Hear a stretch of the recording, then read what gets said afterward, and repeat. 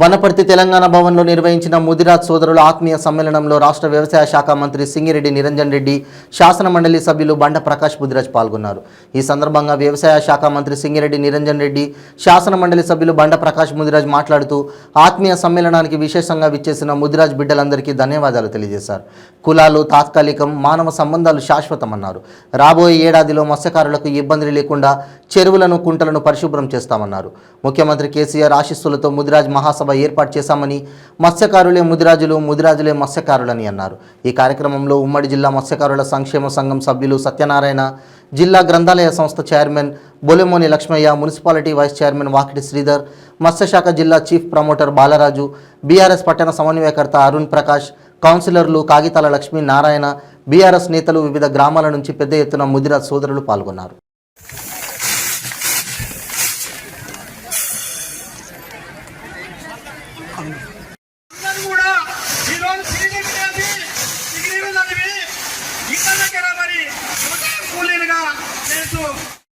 సహకారంతో ఆ రోజు పెట్టినటువంటి జీవో 240 జీవో ఈ రోజు గొప్ప వరం.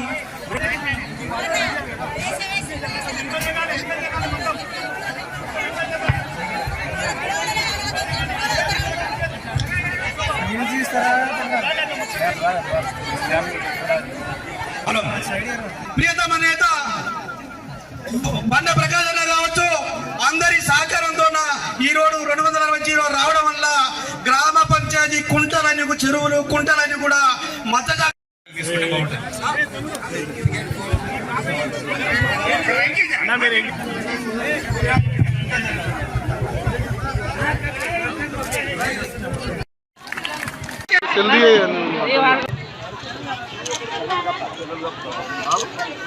కళాశాల మన నియోజకవర్గంకి పెబ్బేరులో, మన ప్రాంతంలో మన ముదిరాజ్ బిడ్డలు మత్స్యకారులు ఎక్కువ ఉంటారని చెప్పేసి అక్కడ ఏర్పాటు చేయించినటువంటి ఘనత మన నిరంజన్ రెడ్డి గారిది. ఇది ఒక్క ఉదాహరణ చాలు మన జాతి పట్ల ఆయనకు ఉన్నటువంటి కమిట్మెంట్, మన మీద ఉన్నటువంటి ప్రేమ. ఇకపోతే గతంలో నీళ్లు లేకుంటే చేపలే ఉండవు, చేపలు లేకుంటే మనకు సీడు గతి. ఈరోజు రాష్ట్ర ముఖ్యమంత్రి కేసీఆర్ గారు మొత్తం మన జాతికంతా ఎన్ని చేప పిల్లలు అవసరమైతే అన్ని చేప పిల్లలు 100% సబ్సిడీతో ఉచితంగా చేప పిల్లల పథకాన్ని ప్రారంభించి దిగ్విజయంగా గారికి వేదిక ద్వారా మనం అందరం చప్పట్లతో కృతజ్ఞతలు చెప్పాల్సిందే. ఇవాళ మనం చేయాల్సిన పని కూడా చాలా ఉన్నది. ఇవాళ మనం ఏం చేయకుండానే సహజ వనరుల ద్వారా నీళ్లు వచ్చి మన చేపలు అద్భుతంగా ఎదుగుతున్నాయి. ఇదివరకు మనకు నీళ్లు వస్తే సీడ్ పోసుకుంటే సెప్టెంబర్ దాకా వచ్చేది, మార్చి కాకనే రైతులు నీళ్లు తీసేది. వానికి మీరు సభ్యత్వాలు ఇవ్వండి, వాళ్ళకు కూడా మత్స్యకారుని కార్డు వస్తుంది. అదే విధంగా ఏదైనా స్కీమ్లలో పెట్టుకోవడానికి అవకాశాలు వస్తాయి, వారు కూడా బాగుపడడానికి అవకాశాలు వస్తాయి. ఈ రకంగా గ్రామంలో మత్స్య సహకార సంఘం ఎక్కడ ఉంటే మహిళా సంఘం కూడా బరాబర్ అక్కడ రిజిస్టర్ చేయాల్సిన అవసరం ఉంది, బాధ్యత మీరు చేయండి. మీకు కావాల్సిన ఏ కార్యక్రమం అయినా మేమందరం అండదండలు, వేరే దూరంగా కూడా పోవాల్సిన అక్కర్లేదు. అన్నదలుచుకుంటే మీ దగ్గరే శిక్షణ కార్యక్రమాలు ఇస్తారు. 3 రోజులు మహిళా సోదరులకు శిక్షణ కార్యక్రమాలు ఇచ్చి ఉపాధి అవకాశాలు కూడా మెరుగుపరచడానికి ఇచ్చిన తప్పకుండా డబ్బు కూడా ఫౌండేషన్ ఇస్తున్నాం. అనేక భవనాలకు ఆర్థిక చేతునియ మా రాజులకు, ముదిరాజులకు, ముద్దురాజులకు నేను మా అమ్మ కడుపులో పుట్టినాను కాబట్టి, ఆమె ఫలానా కులం కాబట్టి నేను నిరంజన్ రెడ్డినైనా. ఒకవేళ మా అమ్మ మీ కులం ఏంటి, అప్పుడు నేను మీ బిడ్డనే ఉంటుంది కదా. ఇగో నాకు అది లేదు కాబట్టి నోటి మాట చెప్పడం కాదు, మనిషి జీవితంలో ఆచరించి చూపాలని చెప్పి నా కులం మీద నమ్మకం లేదని 36 ఏళ్ల కింద కులాంతర వివాహం చేసుకున్న వ్యక్తి. నాకేం కులం ఉంటుంది?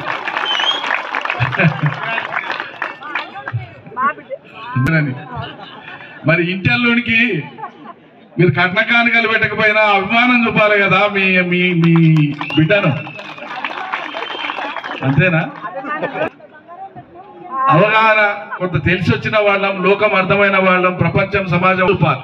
అది నేను నమ్మేటువంటి సిద్ధాంతం.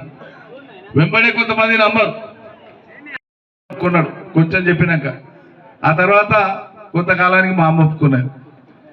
అప్పటికి మధ్యలో బంధువులు వాళ్ళు వీళ్ళు సూటిపోటి మాటలు అనేటోళ్ళు, ఈయన కులం లేని ఆమెను పెళ్లి చేసుకున్నాడని. అంటారు లోకం తెలియక. అట్లా అన్నోళ్లను వాళ్ళకి తెలివి లేదనుకున్న తప్ప నేను చేసిన పని గొప్పదే అని ఈనాటి కూడా నేను భావిస్తా. కొంతకాలానికి నేను చాలా సందర్భాల్లో చాలా సమావేశాలలో చెప్తుంటా, ఇది మధ్యలో వచ్చింది, కొంతకాలం వెనక మధ్యలో అంతరించిపోతుంది, ఇది ఉండదు.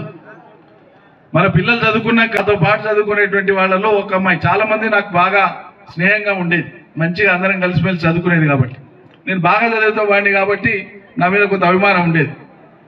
నా పెళ్ళైన 30 ఏళ్ళ వచ్చి కులమతో సాన్లు చేస్తున్నారు. ఎక్కడ పోయి మరి కులం? ఎవరి కులం అది?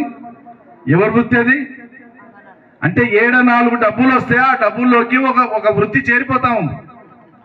రేపు కూడా ఇవాళ మనం చేస్తున్నాం, ఇది బాగుపడాలని కోరుకోవాలి. ఇవాళ మనం చేస్తున్నాం, రేపు ఇంకోరు చేయొచ్చు పని. మనమే శాశ్వతంగా చేస్తామని లేదు. నువ్వు చేపలు పట్టేటానికి కొడుకు రేపు చేపలే పట్టాలనా? అది కాదు మేము కోరుకునేది. నీవు పట్టగలిగినన్ని రోజులు నీకు అందులోనే జీవనం ఉన్నది అని అనుకున్నంత కాలం దాన్ని బాగు పెట్టుకుందాం, అది ఎప్పటికీ బాగుండాలి. కానీ నీ కొడుకు రేపు కలెక్టర్ కావాలని కోరుకో, నీ కొడుకు రేపు డాక్టర్ కావాలని కోరుకోవడానికి మానసికంగా సిద్ధంగా ఉండాలి. చేయకుండా బతికితే అది ఊర కుక్క బతుకు, పని చేసి బతికినోడే మనగాడది, ఏ పని అనేది కాదు లెక్క. ఆ సిద్ధాంతం నమ్ముకొని ఉండాలి. ఆ రకంగా మనం సమాజాన్ని ముందని నడపాలి. నేను మీకు మాట ఇస్తున్నా, 5వ తారీఖు నాడు ఉదయం 7:30కు ప్రకాశానికి చెప్తున్నా, మళ్ళీ ప్రకాశానికి ఆనాడు రానికి వీలైతుందో కాదో, 5వ తారీఖు నాడు ఉదయం 7:30కు మత్స్య భవన శంకుస్థాపన కార్యక్రమాన్ని ఇక్కడనే దగ్గరలో ఉంటుంది, పెడదాం. వీలున్నోళ్ళు వసతి ఉన్నోళ్ళు నిర్వాహకులకు తెలియజేస్తున్నాం, మీరు దయచేసి ఏర్పాట్లు చేసుకోండి. నేను డిపార్ట్మెంట్ ఆఫీసర్స్ చెప్తా. 2 కోట్ల రూపాయలు మొదటి దశలో మీకు మంజూరు ఇస్తున్నాను. నాకు ఆల్రెడీ నిధులు ఉన్నాయి. నిరంజన్ రెడ్డి గారి నాయకత్వం, అద్భుతమైనటువంటి మత్స్య భవనం కడదాం. కట్టి చూపిస్తాను. ఏదైనా చెప్పినా అంటే ప్రాణం పోయినా సరే నేను మాట తప్పను. ఏం చేసినా ఏం చెప్పినా ప్రజల కోసమే చెప్తా, అది అమలయ్యేటట్లే చూస్తా. ఇది నా చిత్తశుద్ధి, దాన్ని ఎవరు కూడా శంకించక్కర్లేదు. అదేవిధంగా అలా చేస్తే సాఫ్గా వచ్చేటట్లు మనుషులకు వలలకు ఇబ్బంది కాకుండా రాబోయే ఏడాది కాలంలో మన జిల్లాలో ఉండేటువంటి ప్రతి చెరువును శుభ్రం చేపించే బాధ్యత నాది, మత్స్యకారులకు అనువుగా.